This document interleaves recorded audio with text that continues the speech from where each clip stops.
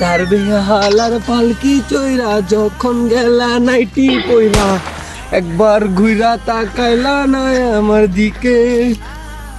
আব্বাজি, আব্বা খালি ঘুরে বেটাই কি রে?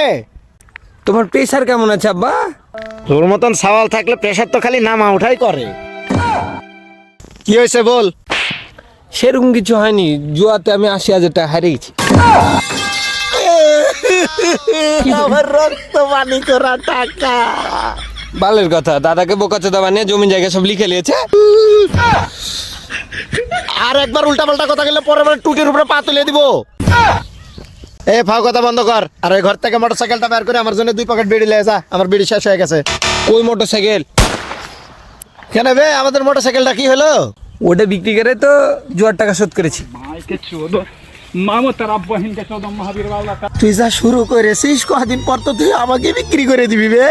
তোমার ছবিও দেখেছি, খতম। সালারা 1300 টাকা দিচ্ছে হয়েছে।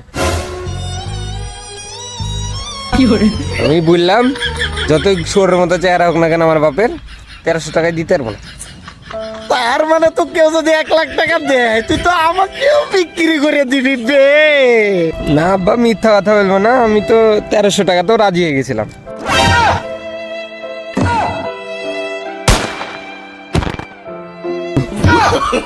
আব্বা মরে গেল নাকি? ওটা মরে গেলেও লাভ আছে, জমি জায়গা তো পাবো। ও আব্বা মরুনি।